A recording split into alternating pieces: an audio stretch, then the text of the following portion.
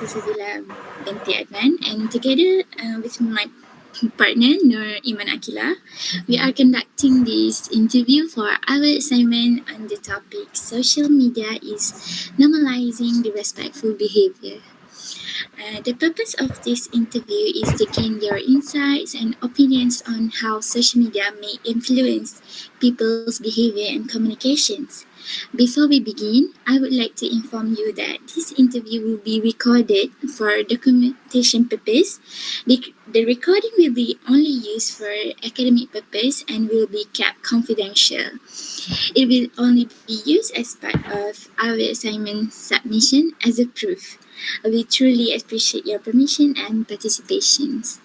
Before we proceed, may I kindly ask you to briefly introduce yourself? Okay, Assalamualaikum warahmatullahi wabarakatuh and a very good morning. I'm Nurul Imtiaz binti Abdul. I'm a language instructor teaching in UUM for about 16 years, approximately the years. Okay. So I've been teaching a lot of English courses, including the proficiency as well as the English for specific purposes courses. I guess that's all. Thank you. Thank you, madam. Now I will begin with the first questions. Nowadays, people are constantly exposed to social media platforms in their daily life, whether through sharing content, reading comments, or interacting with others online.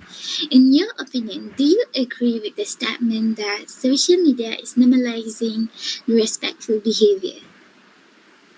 Okay, to some extent, yes, I do agree that social media has made disrespectful behavior because it seems like nowadays it's very common, right? People are using the social media. So some people do not know how to use it correctly. So they tend to take granted of the facility that they have. And then uh, I would say that um, nowadays, with the new generation, social media is very common for them. So uh, they kind of using the social media freely, and they can say anything without in any blockage. Okay, for instance, like celebrity. When celebrity makes mistake, actually they uh, tend to mock the celebrity. They make like memes to mock that person. So such a post actually often receive many likes and shares. When people likes or shares that comment, they think that the behavior is very common. So they normalize the thing. All right? Okay, that's all. Thank you for sharing your perspective, madam. It is interesting, right, to see how social media can influence the way people communicate with each other. Now, moving on the next question. Do you think certain social media platforms are more likely to encourage the respectful behavior towards others? Why do you think so? Like I said just now, yeah, certain social media might uh, encourage disrespectful behavior, especially among nowadays generation, because of the quick, what we call that, like reaction or quick comments that they can receive from others. For example, like X, I think formerly they call it as Twitter, right? Uh, Twitter and it turns to X, and now we have the famous one, Thread. Thread, yeah. Thread. So it is actually engage heated arguments because messages are like in a short form only, and then people can react immediately to that comments. Unlike like LinkedIn, I do not know whether you know LinkedIn, Uh-huh. but LinkedIn platform usually more careful. People use it more carefully because it shows their real identities, and careers are also visible. It means that people can see their identities, so they are very careful when they wanted to comment a certain thing. Okay. Yes, that's all. Thank you, madam. Yeah, it is true, right? Different platforms might have different features and user cultures that can affect the way people interact online. And for the third questions, do you believe that exposure to disrespectful content on social media affect how people behave in real life? Again, dear disrespectful. What was the question? Disrespectful content, Disrespectful content affect people. yeah, affect people's Uh, behave in real life. okay, yeah, I do believe that disrespectful behavior will affect people behavior, especially for young people. Okay, for instance, teenagers who frequently actually watch influencers, for example, like insulting others um, for entertainment. They think that it's so funny, when they see um, something online. They thought that it's okay to do that, and then it becomes so familiar to them. They become um, insensitive, like desensitized of the things that they do. So they may start using the similar language. For example, like they mock their friends in school because they see influencers did that. So because of that, they bring the culture or the behavior from they saw in online to school. Okay, over time they may see the rude behavior actually as funny rather than harmful, not to them only but to a lot of people around them. Yeah, that's all. Yeah, it is true, right? Because when, especially teenagers, they see a new thing, they eager to try, right? So they Yes, don't know whether it's wrong or it's right. They just try it. yes, exactly. Um, okay, I think that's all from me. And for the remaining two questions, I will be giving to Nuriman Akila to proceed this interview. Okay, thank you, Anis. So, for the fourth question, do you think anonymity on social media encourage people to be more disrespectful?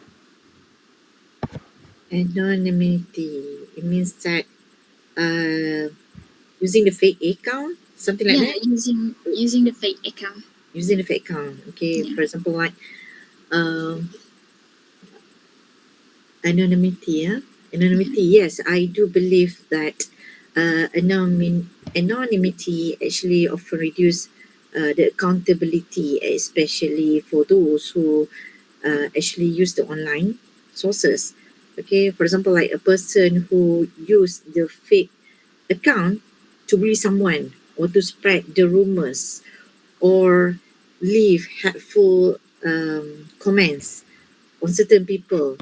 Okay, so this kind of behavior is inappropriate, especially for those who are not really tough enough, to be in this world. So when they receive that kind of comments from someone they do not know, okay, so it will bring a negative impact to that person. Okay, but I believe that not everyone will behave like that. Certain people they have a good behavior when using the online. Okay, so the same person that might behave politely if they are using their real name and if their identity were displayed. If their identity is hidden, they might do a lot of things, because people do not know them. Right? Anonymously, people using anonymous account. Okay, that is very bad lah to that person. Okay, Okay, am I so, answering your questions? Yeah. yes. Okay, Hopefully. so moving on to the last question.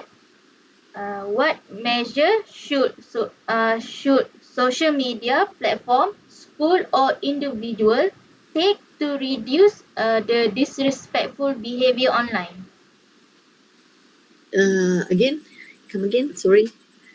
Okay, What? so what measure should social media platform, school or individual take to reduce disrespectful behavior online? Okay, so I believe that everyone has their own rules in creating a respectful online environment, especially while using the social media. Uh, if we are looking in terms of school, right? So I believe that school can do a lot of things, especially teaching the students how to use the online wisely, appropriately.